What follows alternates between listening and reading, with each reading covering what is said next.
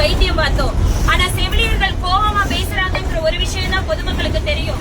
ஆனா செவிலியர்கள் ஏன் அந்த மாதிரி இருக்காங்கிறது உங்களுக்கு தெரியாது. இதுவரையிலும் நாங்க 10-15 வருடங்களா வெறும் ஒப்பந்த செவிலியருக்கு வெறும் 15,000 18,000 சம்பளம் 7,000ல இருந்து உள்ள வந்து 18,000 வரையில இப்ப வாங்கிக்கிட்டு கிட்டத்தட்ட 15 வருஷமா வேலை பார்த்துக்கிட்டு இருக்கோம். பணி சுமை எங்களுக்கு எவ்வளவு இருக்குங்கிறது உங்களுக்கு தெரியாது. அதே மாதிரி இதை நீங்க வீடியோ எடுத்தாலும் ஓகே சரிங்களா. ஏன் இதை நான் பொதுமக்களாகி உங்கள்கிட்ட நான் இந்த இடத்துல இந்த பஸ்ல பேசுறேன்னா, கிட்டத்தட்ட 4 நாட்களாக போராடிக்கிட்டு இருக்கோம். 2000 செவிலியர்களுக்கு மேல எங்களுக்கு சென்னையில போராட்டம் நடத்திக்கிட்டு இருக்காங்க. இதுவரையிலும் எங்களோட சுகாதாரத்துறை அமைச்சர் நீங்க திமுக அரசு வந்து உள்ள வரும்போது 356 அடிப்படையில எங்களுக்கு வந்து இந்த ஒப்பந்த செவிலியர்களா இருக்கிற எல்லா, அதாவது எனக்கு அரசு ஊழியர்களை மட்டும் நான் பேசுற, செவிலியர்களுக்கும் அரசு ஊழியர் ஒப்பந்த அடிப்படையில யாரெல்லாம் இருந்தாங்களோ அவங்களை எல்லாம் நாங்க நிரந்தரப்படுத்துறோம் சொல்லிதான் அரசு வந்தது. ஆனா இன்னைக்கு கேக்குறாங்க எங்க கிட்ட 356 ஒப்பந்தம் நாங்க கொடுத்தா அதை நாங்க நிறைவேற்றிட்டா கொடுக்கணுமா, அப்படி என்ன நாங்க சொன்னா நாங்க செய்யணுமான்னு கேக்குறாங்க சுகாதாரத்துறை அமைச்சர் மா சுப்பிரமணியம் ஐயா. இதையெல்லாம் நீங்க பொதுமக்களுக்கு நான் கொண்டு போய் சேர்க்கணும்னா நான் அந்த பஸ்ல நான் உங்கள்கிட்ட பேசிக்கிட்டு இருக்கேன். நீங்க பொதுமக்கள் எங்களுக்கு சப்போர்ட் பண்ணலைன்னா கண்டிப்பா அந்த போராட்டம் வெளியில தெரியாது.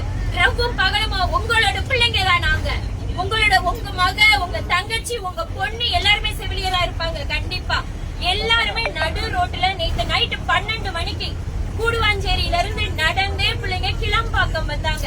கிளம்பாக்கம் நைட்டு, அந்த நைட்டு இரவும் தூக்கமும் இல்லாம எதுவும் இல்லாம நாங்க போராடிட்டு இருக்கோம். ஆனா எந்த அளவுக்கு பொதுமக்களுக்கு ரீச் ஆயிருக்குங்கிறது தெரியல. தயவு செய்து இந்த இதுல இருக்கிறவங்க இதை நீங்க ரீச் பண்ணுங்க. எல்லா நியூஸ் சேனலும் இதை அமுக்க பாக்குறாங்க, வெளியில கொண்டு வர மாட்டேங்கிறாங்க. நாங்க கிட்டத்தட்ட எத்தனையோ வருடங்களா இருக்கோம். மருத்துவ கல்லூரி டிஸ்ட்ரிக்ட் ஓபன் மட்டும் பண்ணா பத்துமா? அதுல போட வேண்டிய செவிலியர்களை போட வேண்டாமா? இத கேட்டா 8000 செவிலியர்களை நாங்க உடனே எப்படி நாங்க நிரந்தரப்படுத்துவோம் எங்களையே திருப்பி கேள்வி கேட்கிறாங்க.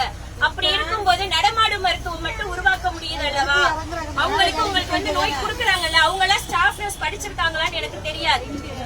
ஆனா அவங்களுக்கு கிடைக்கிற சம்பளம் கூட கிட்டத்தட்ட 15 ரூபாய் கூட நாங்க வாங்கல. 18,000 ரூபாய் தான் இன்னைக்கு வாங்கிட்டு இருக்கோம் சரிங்களா. கிட்டத்தட்ட 10 வருஷங்களுக்கு மேல, அதுவும் எக்ஸாம் எழுதி நாங்கெல்லாம் உள்ள வந்தோம் சார். நீங்க இங்க பாக்குறவங்க ஒரு சில பேருக்கு அலட்சியமா இருக்கலாம் நான் பேசுறது, ஆனா உள் உணர்வா யோசிச்சு பாருங்க. உங்களாகிய பொதுமக்களா தான் நான் உங்கள்கிட்ட நின்று பேசிக்கிட்டு இருக்கேன் சரிங்களா. எனக்கு இன்னைக்குனா நாளைக்கு உங்க பொண்ணுக்கு செவிலியர் படிக்க வைக்க மாட்டீங்களா, மருத்துவத்துக்குள்ள கொண்டு போக மாட்டீங்களா?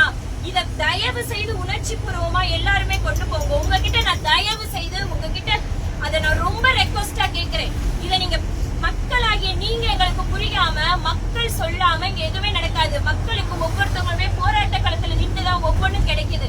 இத பொதுமக்கள் நீங்க ஸ்ப்ரெட் அவுட் பண்ணுங்க. நிறைய பேரு வாட்ஸ்அப்ல பாக்குறீங்க, ஷேர் பண்ணி பாக்குறீங்க, சும்மா டான்ஸ் ஆடுறது அதையும் பாக்குறீங்க. எங்களை மாதிரி கஷ்டப்படுற மக்களுக்கு நீங்க இது பண்ணுங்க. உங்களுக்கு ஒண்ணுனா நாங்க தானே சார் வர்றோம், முடியாம ஓடி வர்றீங்க. அன்னைக்கு நாங்க ஸ்ட்ரைக் பண்ணிட்டு இருக்கோம். ராம்நாடு வெளியில இருக்கிற ஒரு இடத்துல ஃபிட் அடிச்சு ஒருத்தர் கீழே விழுந்தாரு. யாரு தூக்கிட்டு பண்ணானா நாங்க. அங்க நின்று செவிலியர்கள் தான் போராட்டம்